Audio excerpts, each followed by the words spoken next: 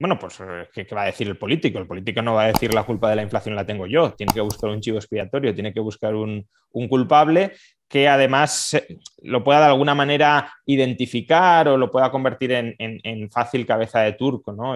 Bueno, pues el empresariado o determinados cárteles empresariales que tienen mucho poder de mercado y que no se preocupan por los ciudadanos, a diferencia de los políticos, que los políticos sabemos que la principal preocupación que tienen en la cabeza siempre es el ciudadano. Esto es, esto es La Inquietud con Garrett Edwards, el lugar donde hay más preguntas que certezas.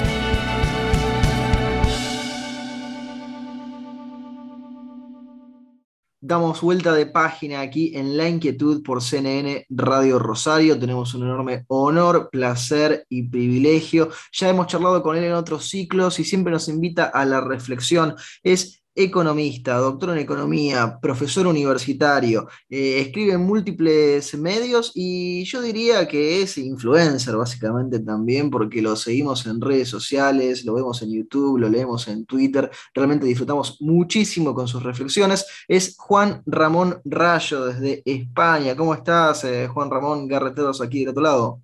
¿Qué tal? ¿Cómo estamos? Gracias por la invitación.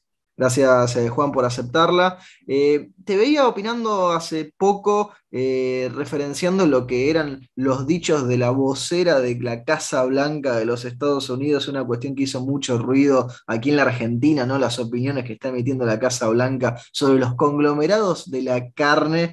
¿Se está latinoamericanizando Estados Unidos, Juan? Bueno, parte del discurso, desde luego, así es. A ver, la verdad es que la inflación les ha pillado con el pie cambiado. Primero se nos decía que no había inflación, luego que sería transitoria. Más tarde que la inflación en realidad no era mala para los más pobres, que en el fondo les beneficiaba. Y ahora, claro, como la inflación está mordiendo a las rentas más bajas y estas rentas más bajas se dan cuenta de que los estaban engañando cuando decían que la inflación los beneficiaba, pues ya están buscando chivos expiatorios y ese chivo expiatorio en este caso pues es la codicia empresarial. Durante las deflaciones, en Argentina quizá no estáis tan habituados a las deflaciones, bueno, quizá en el periodo post-Corralito 2001, pero en general no tanto, pero durante las deflaciones se suele echar la culpa de todos los males a los banqueros. Son los banqueros los que no dan crédito, los que fuerzan la liquidación de las viviendas, de otros activos y hacen caer los precios. Y durante las inflaciones, en cambio, la culpa la suelen tener los tenderos, los empresarios, cuya codicia lleva a que suban los precios. Esta explicación es bastante pues, hilarante, si lo queremos, porque ¿qué pasa? Que cuando los precios no suben, como no han subido, especialmente en Estados Unidos hasta el presente año, o incluso cuando los precios bajan o en varios años en la eurozona, los precios bajaron, eso es porque los empresarios no son avariciosos, no son codiciosos, o incluso se han vuelto más altruistas, más generosos y están dispuestos a renunciar a beneficios para bajar los precios en favor de los consumidores. No, obviamente el empresario siempre busca maximizar beneficios y en ocasiones puede subir los precios y en otras ocasiones no puede. Y la cuestión es por qué en ciertos contextos la mayoría de empresarios o todos los empresarios pueden subir sus precios a la vez. Y eso no depende de la codicia empresarial, depende del marco de política fiscal y de política monetaria que se está implementando en un determinado momento. Muy claro, Juan, ahí. Y va la pregunta conectada, ¿no? Porque si vos explicás tan claramente cuál es el problema y no es la respuesta correcta, ¿por qué empiezan a aparecer estas respuestas incorrectas en otras partes del mundo en la que quizás no estábamos tan acostumbrados? Bueno, pues ¿qué va a decir el político? El político no va a decir la culpa de la inflación la tengo yo, tiene que buscar un chivo expiatorio, tiene que buscar un culpable que además lo pueda de alguna manera identificar o lo pueda convertir en fácil cabeza de turco, ¿no? Bueno, pues el empresariado o determinados cárteles empresariales que tienen mucho poder de mercado y que no se preocupan por los ciudadanos, a diferencia de los políticos, que los políticos sabemos que la principal preocupación que tienen en la cabeza siempre es el ciudadano y no medrar ellos políticamente y conquistar más poder a costa de los individuos.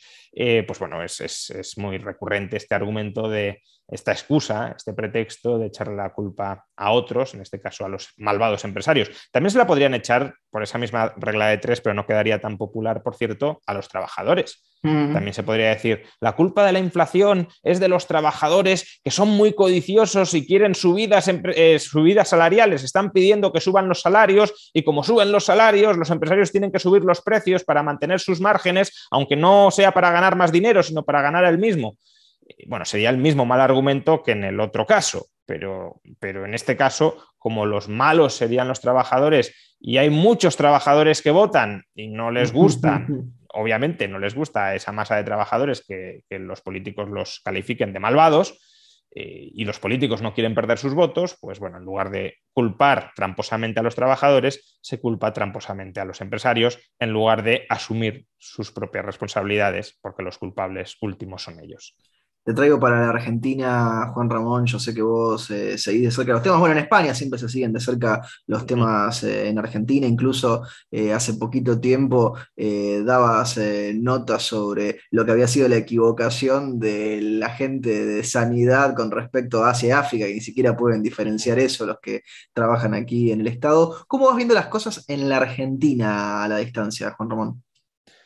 Bueno, Argentina yo creo que es un horizonte del que intentamos escapar todos, porque es un horizonte de degeneración populista donde básicamente yo creo que la población cae en una cierta desesperanza de progresar y se echa a las manos de las redes clientelares que les ofrecen los políticos porque es una de las pocas salidas que tienen para mantener cierto nivel de vida o para prosperar mínimamente. Es un país y es una economía que ha sido arruinada ya no a corto plazo, sino a medio y largo plazo por el perverso marco institucional que ha ido entretejiendo durante décadas y que está de alguna manera metida en una carrera de la rata de la que es muy difícil escapar, porque las medidas necesarias para escapar de ellas son duras, son impopulares, porque a corto plazo acarrean pérdidas para mucha gente y aunque a largo plazo fueran provechosas, como nadie, y en parte comprensiblemente, quiere asumir esos sacrificios a corto plazo, pues no hay políticos que planteen ese cambio de marco normativo y se perpetúa lo malo que hay, porque si alguien propusiera cambiarlo de raíz, no ganaría las elecciones. Y esa es una trampa de la pobreza de la pobreza y de la degradación institucional generada por esa pobreza y mayor pobreza generada todavía por esa degradación institucional, es una trampa en la que pues, todo país es susceptible de caer, sobre todo si se enquistan estas malas instituciones durante el largo plazo y, como digo, la población cae en un cierto cinismo, en una cierta desesperanza.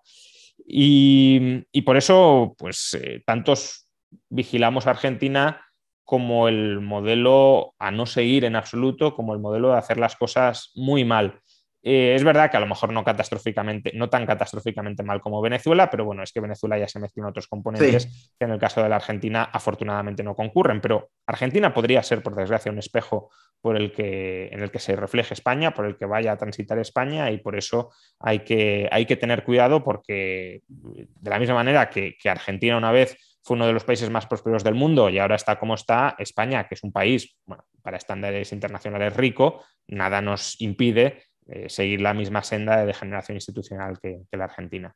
Bueno, de alguna forma ahí, Juan Ramón, te adelantabas a la subpregunta, lo he charlado cada vez que hemos tenido españoles en este ciclo. ¿Hay un proceso o un atisbo de argentinización de España y entendida como vos marcabas, ¿no? La Argentina como ese horizonte del que uno trata de escapar? Sí, evidentemente ese riesgo está ahí. Quizá fue más intenso, no es que haya desaparecido, ni mucho menos, pero desde luego el riesgo fue mucho mayor en la coyuntura 2013, 2014, 2015, cuando empieza a surgir Podemos, cuando estábamos en lo más hondo de la crisis deflacionista, de los ajustes, de las reformas. Hoy ese riesgo sigue estando ahí porque Podemos de hecho está en el gobierno, pero el discurso populista de Podemos hoy no es tan exagerado o no es tan rupturista como el que tenía en el año 2014-2015.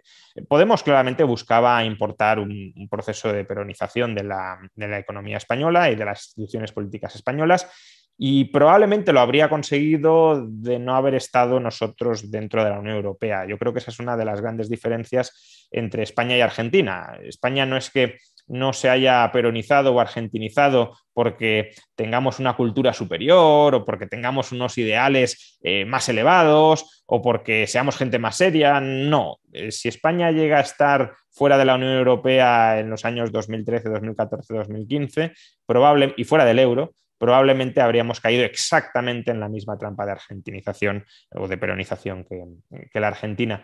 Y bueno, ese riesgo sigue estando ahí porque además la Unión Europea también está transitando por ciertos caminos inquietantes en materia de laxitud monetaria, fiscal, regulatoria, antirreformista. Pero bueno, desde luego no es lo mismo Alemania que España o Alemania que Argentina, eso es evidente. Juan, lo charlamos más al comienzo de la pandemia en otro ciclo y yo lo digo y creo humildemente que ha sido de los más sensatos siempre el momento de analizar la pandemia, no dejándote llevar por posiciones extremas. ¿Cómo ves la pandemia ya entrando en 2022? ¿Cuál es tu perspectiva, cuál es tu expectativa de lo que pueda llegar a suceder con ese tema en el mundo? Bueno, evidentemente no sabemos cómo va a evolucionar el virus, pero si se sigue la tendencia por la que hemos transitado en los últimos meses, en los últimos trimestres, yo creo que la pandemia como riesgo social y sanitario acuciante que podía llegar a justificar medidas serias de limitación del contacto social, ese riesgo ya ha desaparecido. Ya digo, si no hay nuevas mutaciones del virus, que sean pues, mucho más graves y mucho más peligrosas. Con las variantes que tenemos ahora mismo y con la disponibilidad de vacunas que poseemos ahora mismo y con el aprendizaje social que también hemos desarrollado durante los últimos meses, hemos aprendido en gran medida a convivir con el virus, creo que ya no hay justificación posible para el enorme intervencionismo estatal que se sigue desarrollando en muchísimos frentes. Quizá pues, haya todavía que hacer algún tipo de ajuste. Por ejemplo, pues, las personas no vacunadas, plantearse si hay que cobrarles un recargo en caso de que enfermen y hagan uso de la sanidad pública, como haría, por cierto, un seguro privado de sanidad, un seguro sanitario privado, si una persona no está vacunada y por tanto se está exponiendo a un mayor riesgo de ser hospitalizado, le cobraría una prima mayor. Eso es evidente. Entonces, quizá haya que hacer algún ajuste de ese estilo, pero todas las restricciones creo que ya es hora de que se levanten y de que se permita una convivencia y una libertad mucho más amplia de la que hemos tenido en los últimos meses. Creo que los estados están retrasando deliberadamente la retirada de las medidas extraordinarias que adoptaron en un momento determinado y esto es algo que, por cierto, se podía prever perfectamente y algunos, de hecho, cuando no fuimos especialmente críticos en un primer momento con algunas de estas medidas, ya dijimos que el riesgo era, primero, que durante lo más hondo de la pandemia se adoptaran medidas extraordinarias e innecesarias. Hubo riesgos en España, por ejemplo, de limitar la libertad de expresión, la libertad de prensa, que era absolutamente Claro. injustificable en ese momento. Riesgos que, por cierto, también subsisten hoy. El otro día el ministro de Justicia alemán estaba planteando la necesidad de intervenir en Telegram porque se estaban Mm. difundiendo mensajes no convenientes. Y también dijimos que otro riesgo era que esta intervención estatal se prolongara más de lo necesario. Bueno, creo que ya estamos en esa etapa de prolongarse más allá de lo necesario por todo lo que ya he mencionado.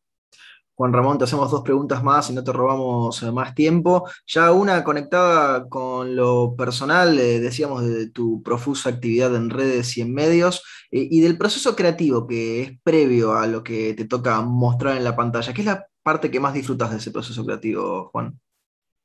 Bueno, unir ideas, básicamente hacer conexiones de ideas y aprender algo nuevo. Intento aprender algo nuevo cada día, conjugando los conocimientos teóricos y también tratando de profundizar en ellos con su aplicación al análisis de la actualidad, ¿no? Unir puntos, como decía, unir ideas y generar nuevo conocimiento. Eso es lo que más disfruto. Y luego ese nuevo conocimiento pues lo intento divulgar, transmitir desde distintas plataformas o desde distintos formatos, ya sea prensa escrita o prensa digital, ya sea YouTube, ya sea audio vía podcast. Pero bueno, al final el pozo común a todas esas formas es la creación de nuevo conocimiento. Y la última pregunta se la hacemos absolutamente a todos nuestros entrevistados, porque el programa se llama La Inquietud y es un juego de palabras. ¿Qué inquieta a Juan Ramón Rayo? Bueno, me inquieta el futuro político y económico de nuestras sociedades. Creo que estamos en una senda de creciente estatalización de las sociedades y que hay que tratar de contrarrestarlo y de volver a sociedades mucho más libres, ya no mucho más libres prepandemia, que también, sino andar en el camino de la liberalización y de la ampliación de nuestras libertades mucho más allá de lo que teníamos antes de la pandemia. Y eso, desde luego, es una inquietud que ha guiado mi actividad durante los últimos 20 años y que la seguirá guiando, me temo. Juan, te agradecemos muchísimo este tiempo que te has tomado para charlar con nosotros y con nuestra audiencia. Te mandamos un abrazo. Nada, un fuerte abrazo y un saludo. Lo teníamos a Juan Ramón Rayo aquí en La Inquietud por CNN Radio Rosario. Esto fue La Inquietud con Garrett Edwards. Síguenos en redes sociales y en www.edwards.com.ar.